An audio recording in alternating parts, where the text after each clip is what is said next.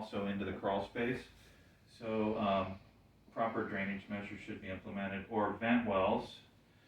Um, we've got the vents going into the crawl space that are flush to the ground, so anytime the ground saturates, water's just going to flow right under the house. Also, all of the downspouts discharge right next to the structure as well. It's a good idea to put those in either rain drains or get that further away from the foundation. There's another vent well. And then there's kind of isolated rot damage at various spots around the house. This is rot damage. That is, yeah, I poked my screwdriver into it and it actually went in. Okay, and those are all identified on the inspection report where they are? When there's this many of them, the way that we do it is we call it out that there's rot damage in various places around the structure, and we recommend that a siding contractor come out. The reason we don't call out specific areas of rot is because if we do that and we miss one, then the siding contractor will only fix the ones that are called out. Are we talking about rot that's all at the base, though? We're not window frames and ledges? No, it's at the eaves. At the eaves? Over here.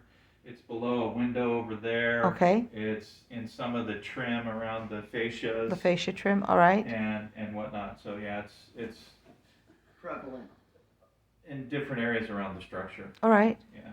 All right. And they're visible, pretty much? Uh-huh. Okay, all right. Any siding contractor, anybody that comes out to do repairs, they'll do a more extensive evaluation of the exterior, and they should be able to,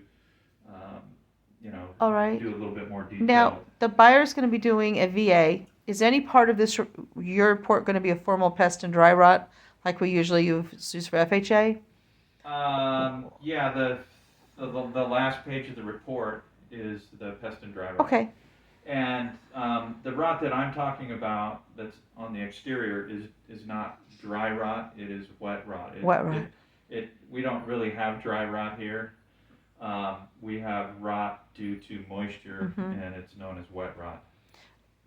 However, it's going to be on the pest and dry rot report, or not on the dry rot report, because it's not a pest. I'll verify with my boss, but usually when we find rot damage, it's wet. It's wet rot. Yeah. It's okay. Yeah. All right. Dry rot's a whole nother beast. Yeah, it's a whole microorganism. And then there's gaps as well on the siding where water can penetrate. Now I'm on the inside. The bummer about my inspection is I just kind of go around organically and find things. There's a lot of wiring issues. This is in the cabinet at the kitchen. There's just a loose wire terminated in there. It's not live, but you never know when a switch is turned on, it could activate that wire. And so all wiring should be terminated properly inside of the junction box. Here's another one inside of a cabinet. The channel balance mechanisms in the laundry room are damaged on the window. They have slipped out. It makes the window difficult to open and close. There's no strapping on the water heater in the laundry room. It's 10 years old, 9 years old. Where do you see the date on that? It's right there, manufacturer date. Oh, date, okay. And that, I believe, is a 40-gallon tank. So the gas water heater is 9 years old, not strapped. The pressure relief valve, there's no pipe on it to terminate 6 inches from the ground. All right. There's no sediment trap going to the water heater as well. The electric water heater in the back, it's 65-gallon. That is, I believe, 29 years old. The wiring at the back of the tank is not properly terminated into a junction box. Okay. There's no pressure relief valve pipe. The pipes above are corroded and rusted, and the tank is showing signs of rust damage as well. In the electrical panel, the main panel here, there is an opening in the back of the panel with no wire nut on it. There's supposed to be a protective wire nut on anything entering a panel to protect it from the sharp metal edges of the box. Okay. The furnace is an 88, so 98, 08, 18, 33 years old. Well, I'm old. That sounds new to me from 88. Yeah. Yeah. So, yeah, after I graduated.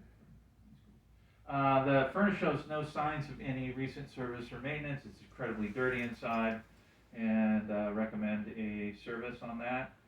Also, the electrical at the back of the furnace area is not properly attached to the box, and there's wires hanging out.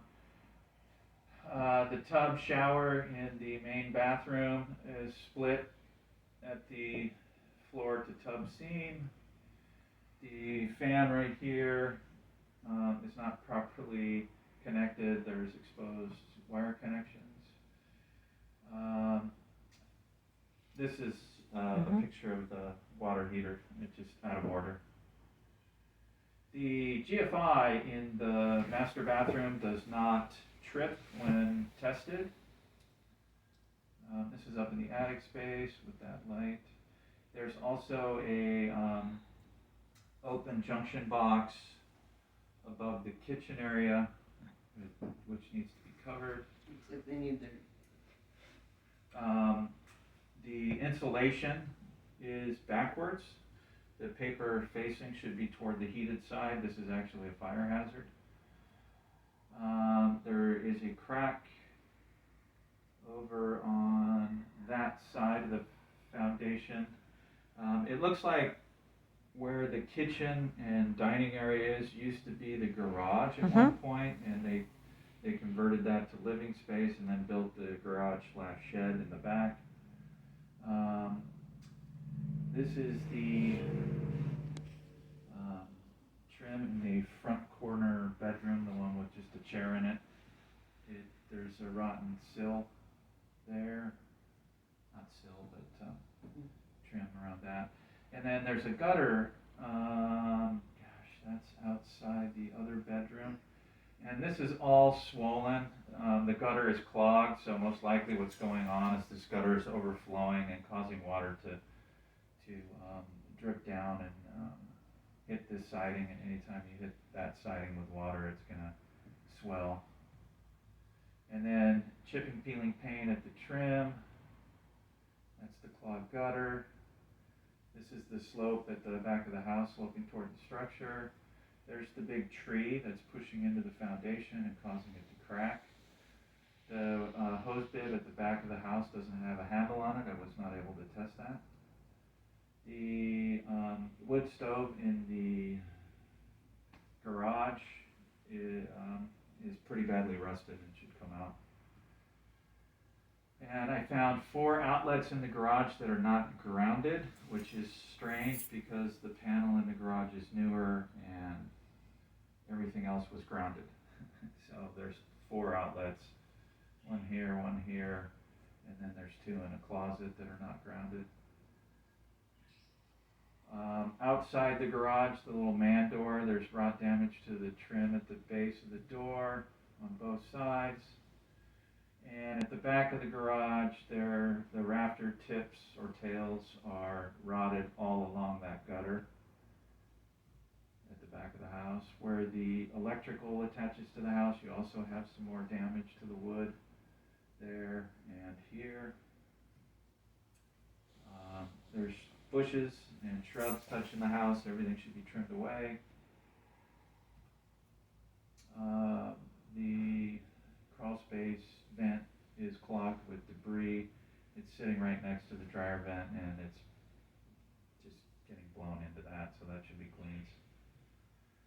Under the house, we've got heating ductwork laying on the crawl space floor. It is not supposed to be on the floor. It's supposed to be up off of the ground to protect it from damage and rodents. That is just a bad picture. Any sign of rodents? Yes, there are rodent droppings throughout all crawl spaces. All of these crawl spaces, you mean? Yeah, Okay, everywhere under the house I saw droppings. okay.